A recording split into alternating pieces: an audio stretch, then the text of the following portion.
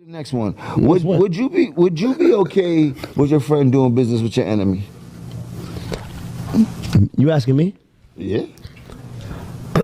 I can't go to the Max B party because you're my friend. Yeah. Why? Because you my friend. What? Yeah. Talk about it. I heard some shit about you. I heard some shit about you on the internet. About me too, man. I heard you got kicked. What they say? Flavors. Got that horsepower, baby. This name's Bigger Valve. I use it myself. Yeah, they did. He said you was there. He said you was out. I didn't even remember. This was great. That's what they told me. He said you was out. The internet kicked you off. Kicked off. I can't rap about it no more. But people don't know. You see, both of us had different opinions, and I think it's dope that because I always feel like two things can be true at the same time. Right. Right?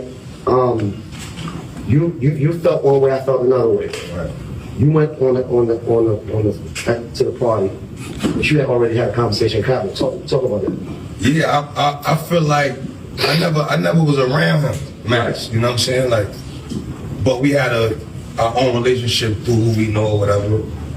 And me being around Jim as long as I've been around Jim, and Jim being around my moms and my kids, and you know what I'm saying? Like, I gotta holler at Capo, like, yo, bro, how you feel about that?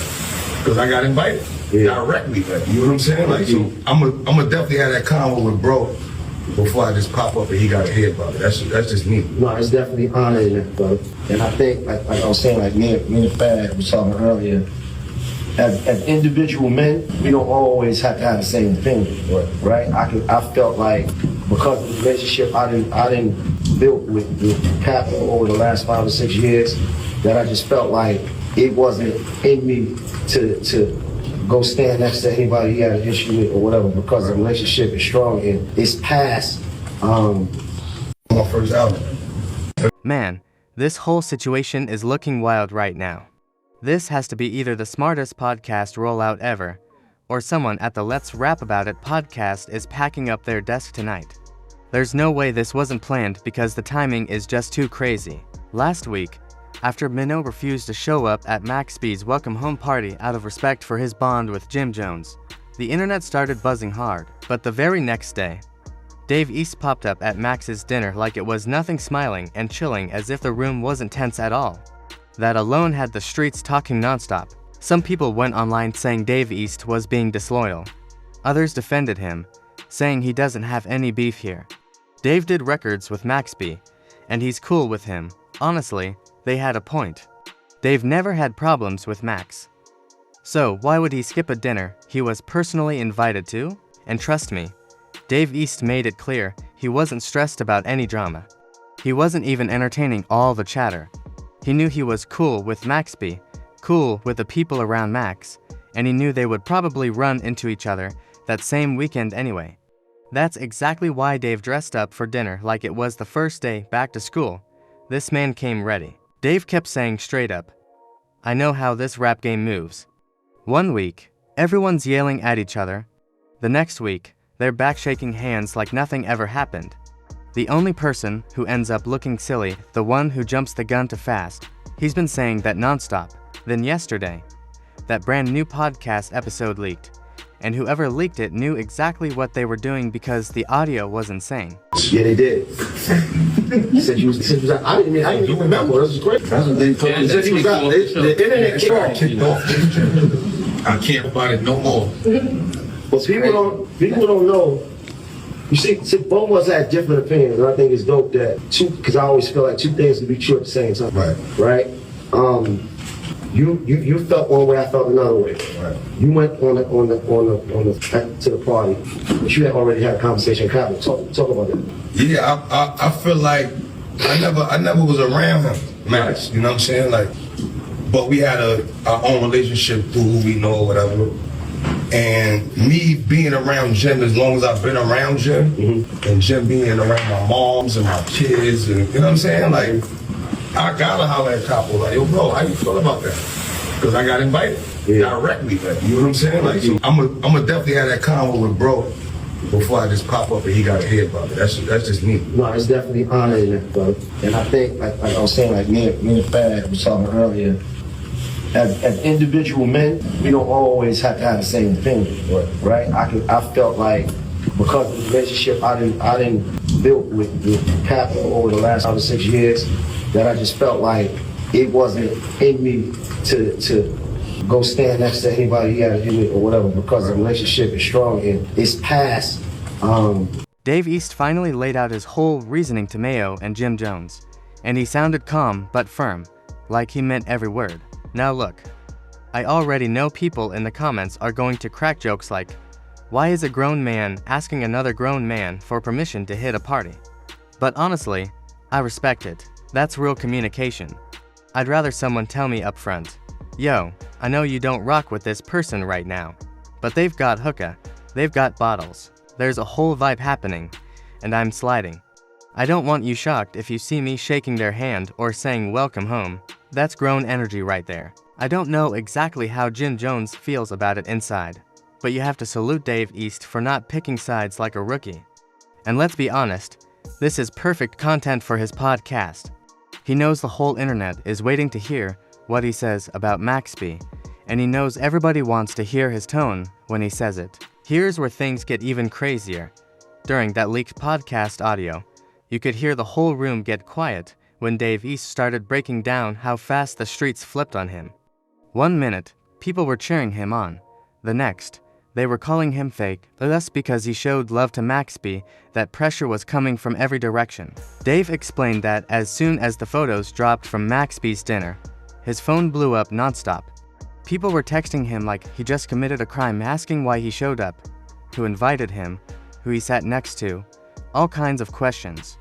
He said it felt like he betrayed somebody just by showing his face, and he wasn't having any of that. He was at the Jets game yesterday. Now, Mano, you were there, and people were believing people that y'all went together. Right, absolutely not. I didn't even see him. People got to understand it's an 80,000 stadium. And the reason why it was such a big deal is because you have because I let's said, rap about it with Jim Jones. Right, understand that. I got a relationship with him. So my whole thing is this: I really understand that I don't come from the same world a lot of people come from. If I got a relationship with you that extends past professionalism and it's personal, I'm at your home and I know your parents, right? I just don't feel right if you at odds with somebody else, right? Knowing that we got a personal relationship, going out my way to go congregate or party with them, right? Now, that's a choice. Seeing them somewhere else is not, right? Because two things could be true at the same time.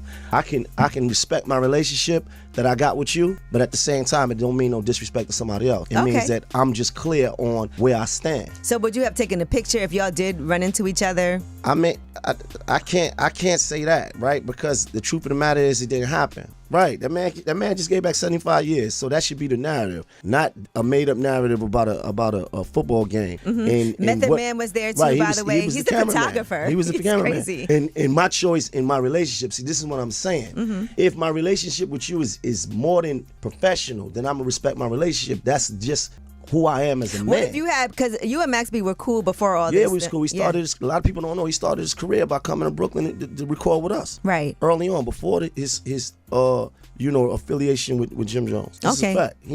So what does that mean for that relationship then? Because you guys did have a friendship too. But it's never been this extensive as the relationship that I got with Capo. Now listen to this. I don't think no man would feel no way up that because it's respect.